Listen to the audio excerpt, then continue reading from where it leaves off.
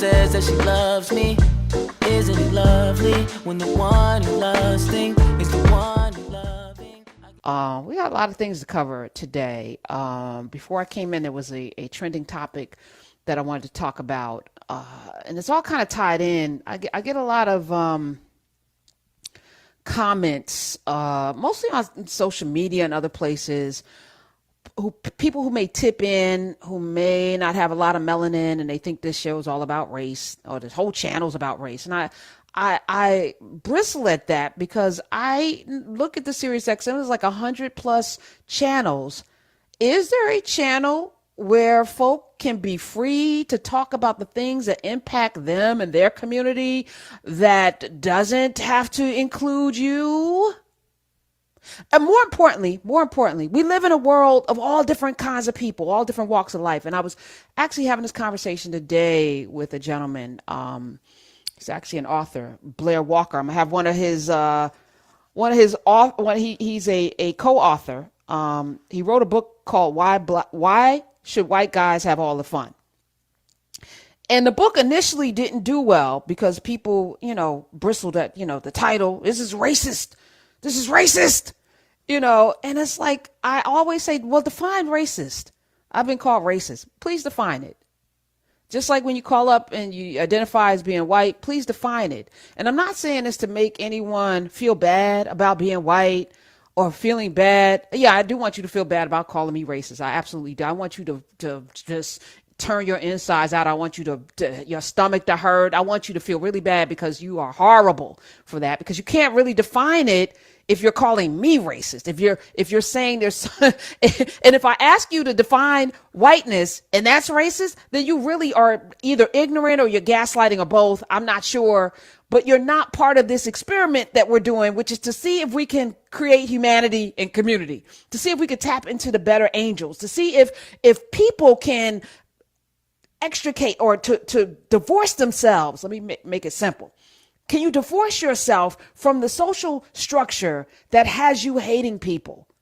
And you may not think you're hating people, but anytime you have a comment about somebody's complexion or their hair or, their culture, anytime you're posting pictures of people from a particular background, asking people to caption it, you're participating, and it doesn't matter what your complexion is. My point is, anti-blackness is part of the fabric of America. We all are infected with it, all of us. Whether you came here last week, whether your family's been here 6 generations, whether you came in through the hold of a ship, or whether you came in through Ellis Island, you're infected with something called anti-blackness, because that's the system upon which this country and much of the world was built. Now, that's actually a fact. Now, if you want to argue the facts, then we got a whole other thing that we need to do. But I'm looking at this, through a lens of like, I'm clear about what this is. I'm a person. I don't wake up thinking about being black or a woman. I think about being me, and I'm free to do that. And I want everyone else to be free to think about themselves as whole human beings and not as a part of a color or a gender. But if we can't even have a conversation about it, then how do we get there? Because this world requires you to be your full self. This world requires you to live up to your fingerprints. This world requires you. And when I say this world, I mean all of us. We need you to show up as your full self. And you can't do that if you're indoctrinated. And you can't do that if you're parroting a way of an ideology that is incongruent with people coming together. So I'm going to challenge it at every turn. If that makes you uncomfortable, good, sit in that discomfort and then do something about it. But what you're not going to do is, call up and call people racist, send in angry emails about this racist channel when when Megyn Kelly's on a channel. You ain't going to do that. So, yeah, I said it. 866-801-8255. So I'm going to mind my business. So you also need to mind yours. That said, there's 2 clips I want to play today. I don't know in which order But it's the same theme of not just misinformation. There's a willful ignorance that is going around. It's a disease. It's worse than any COVID. And I'm not making light of this.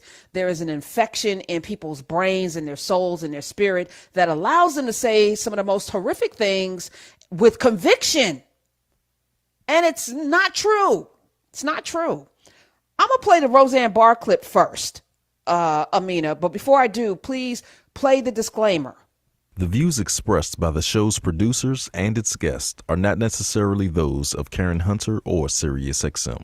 Before you play it, hold on. I'm going to add to this. These views expressed by Roseanne Barr and her horrible, and this is why everyone shouldn't have a platform, because this guy Theo, and I remember Theo, what the hell is Theo's last name?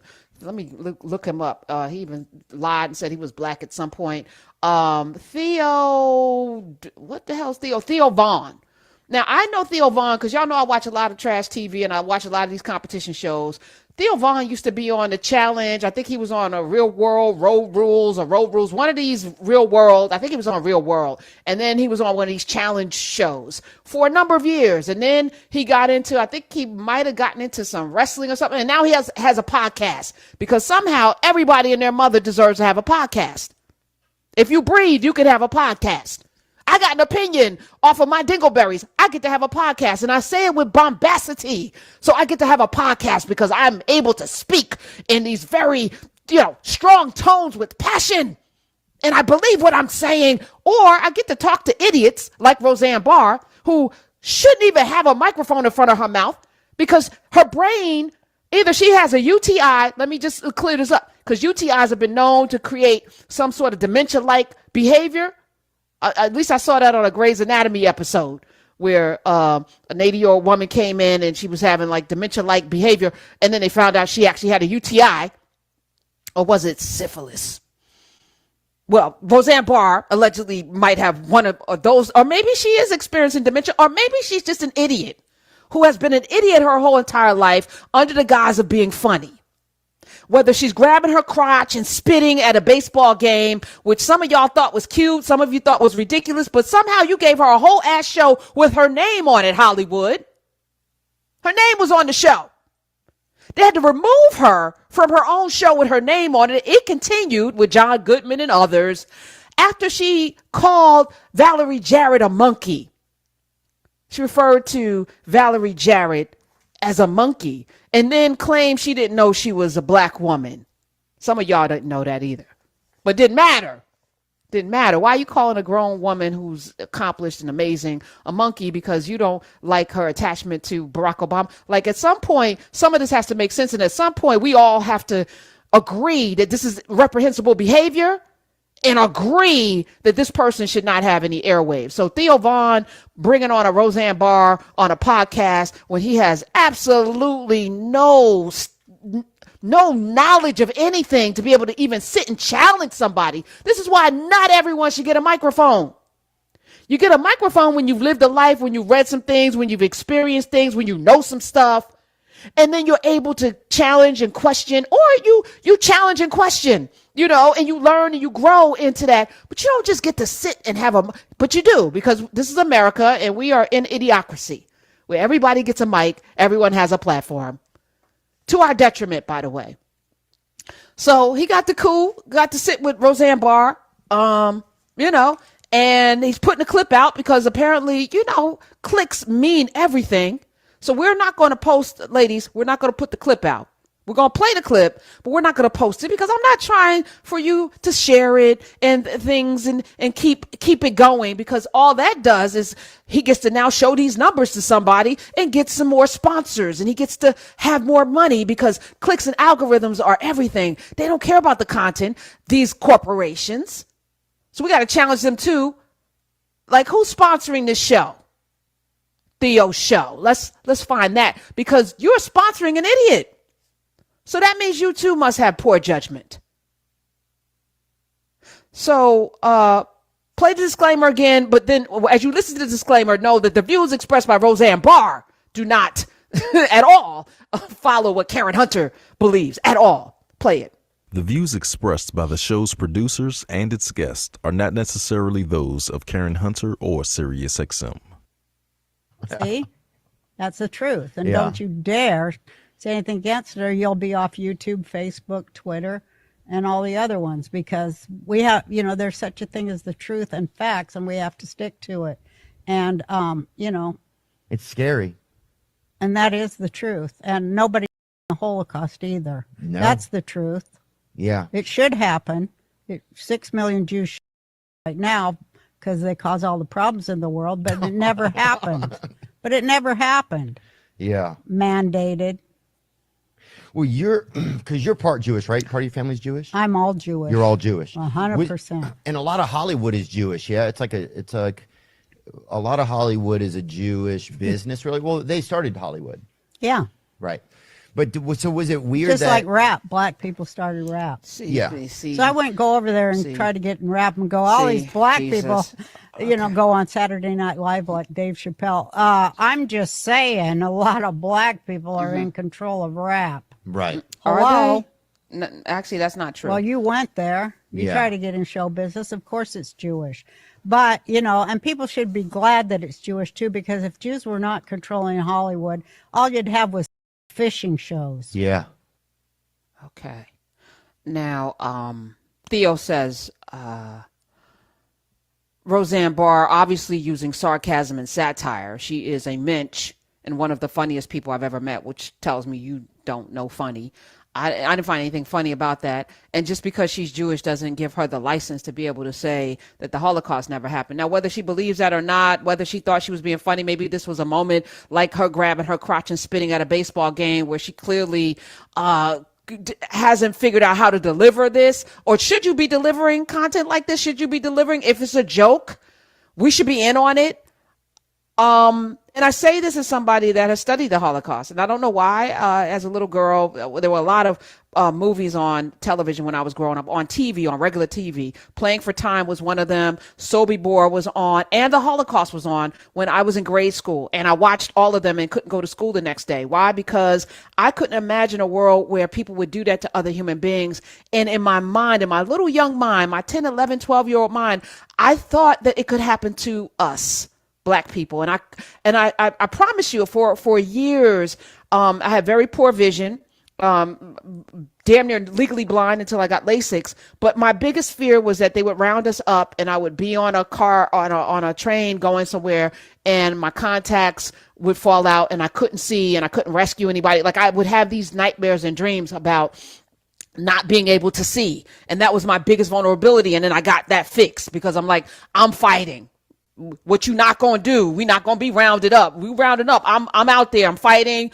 I might get got, but I'm gonna make sure I'm gonna take out as many people as possible. And I'm hoping some of us would not be scared and wait to go to die. Like, because they've done this before. You want to know why I know? Because a lot of the camps were liberated by black people. And you want to know how I know? I'm not talking out of the left side of my ass. I sat with a man. His name was Harvey Slayton. I spent hours with him. He actually was a soldier. He actually liberated one of the death camps. And he talked about the smell. He talked about the bodies lined up on these crates that they had outside of these death camps. He talked about how they were just stacked up like laundry, like stacked up like chips, just dead bodies. And he talked about seeing this himself. Today actually would have been his 100th birthday had he lived. He was a member of Bethany Baptist Church. And I got to sit with this man and he talked about his journey through Germany and how poorly as a black man he was treated while the German soldiers were treated like kings, like that nobody wanted to be around him because he was black. He talked about going to different, he was a musician as well, these places where he would play and sing and throughout Europe and this just how coming back home and being treated as less than a human being while he went over there to he liberated death camps. A black man and many black people. Some of you have people in your family who have these stories. Today, Harvey Slayton would have been 100 years old. Today's his birthday. So I know that the Holocaust existed. So why are you saying this, Roseanne Barr? What is the side? And then the whole thing about Hollywood. Are you leaning into the tropes? How do you think this is? I mean, this is such a complicated thing with these people, these Trump supporters. Jared Kushner is also a Jewish man who could sit there at the same time as Stephen Miller is on this. So I'm trying to figure out what the game is here, right? So there's this anti-Jews will not replace us thing with the tiki torches. Heather Heyer lost her life in one of those rallies, right? You got the folk killing black folk in churches and in grocery stores. So you know that you're going to throw t-shirts out there with blacks for Trump, knowing damn well that ain't really a thing.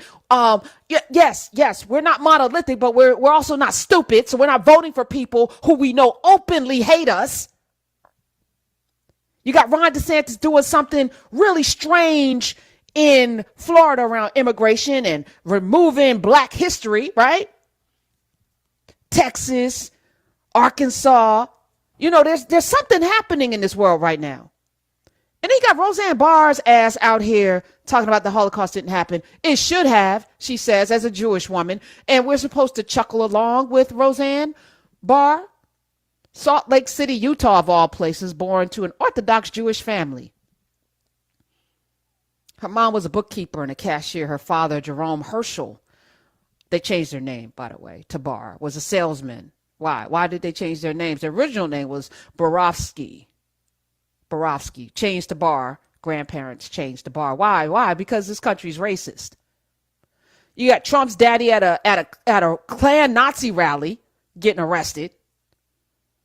Matter of fact, New York, Madison Square Garden had like 30,000 Nazis, rallying in the 1930s, right? Over this issue of what? Jews and black people. And then you want to talk about Hollywood, created by Jews, which that's another thing. So black people will start to parrot those things, right? You'll hear those notions. And then I sit in that and I'm like, well, so what's the goal there? What's the goal there? And then she says black people run rap. No, black people do not run rap. Because if real black people ran rap, we wouldn't have coochie pink, booty hole brown. We wouldn't be having all of these commentaries around body parts and drank and scissor and weed and cocaine and killing and guns. And we wouldn't have John Moran out there waving guns to a funky beat. We wouldn't have any of that. If black people ran rap, we wouldn't have that. Right? So do black people run rap? And what would it look like if black people ran rap? If Chuck D actually ran rap, KRS-One ran rap, if rap was in the hands of people like the leaders of the New School and Queen Latifah and MC Lyte, if rap were in the hands of people who cared about people, would it look like it looks today? So she, first of all, is ignorant as F. She's also not funny. But she's also America, because Roseanne Barr or Roseanne Cherry Borofsky is parroting something that is very prevalent. And because many of us live in these nice cities of these pockets of the gorgeous mosaic, as David Dinkins once called New York, we don't see it. She grew up in Salt Lake City. How many black folk in Salt Lake City, Utah, North Dakota, South Dakota, Iowa, Indiana? How many? I mean, their pockets. Seattle even has,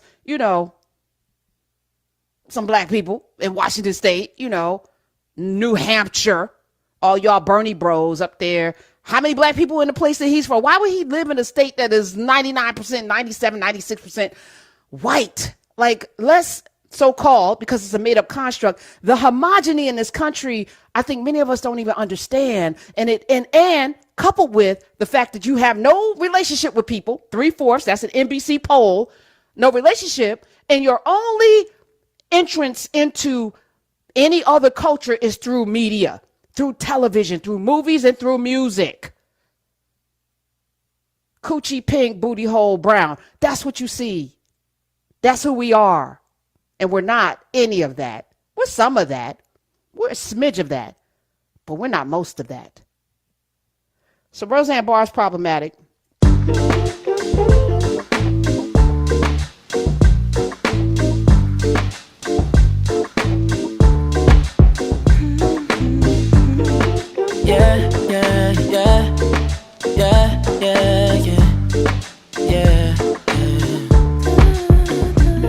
I run my fingers through her hair as she smiles and says that she loves me.